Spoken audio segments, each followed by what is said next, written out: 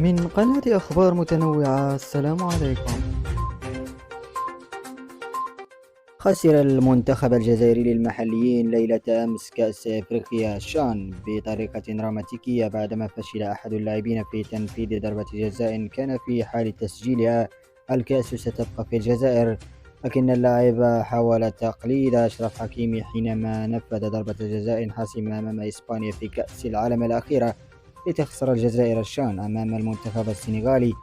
وللتقليل من الصدمة كتب حفيظ الدراج قائلا: في الكرة كما في الحياة يوجد رابح والخاسر يتعلم من خسارته، على حد تعبير نيلسون مانديلا.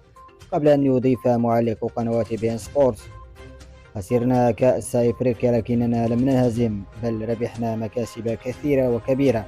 مبروك للمنتخب السنغالي التتويج المستحق على منتخب لم يتلقى أي هدف في البطولة. وخلف تعليق حفيد الدراجي عددا من ردود، حيث كتب أحدهم أن حفيد نيلسون هو الوحيد الذي استفاد من هذه الدورة التي أقيمت في الجزائر، وهو الوحيد الذي تم تقديم الموز لها في النهائي. فيما أضاف أحد المعلقين: يبقى الكعبي مسجل 9 أهداف كلها مقصيات لوحده في الشان الذي نظم في المغرب وفزنا به، بينما الجزائر سجلوا 9 أهداف نصفها ضربة جزاء، لهذا الفرق واضح. هذا لم يترك الدراجي فرصة خروج فريق الوداد البيضاوي من بطولة كأس العالم للأندية المقامة بالمغرب ليترك بصمته المعادية، حيث كتب: ألف مبروك لزعيم آسيا الهلال السعودي بلوغ نصف نهائي كأس العالم للأندية بعد فوزه على الوداد المغربي بركلة ترجيح في مباراة مثيرة.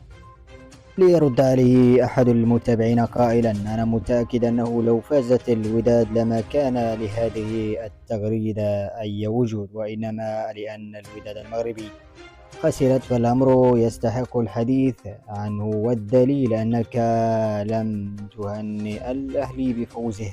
على أي حال، مبروك للفائز وهارد لك لبطل أفريقيا الذي أقصى باقي الفروق الإفريقية السنة الماضية، وشفاك الله.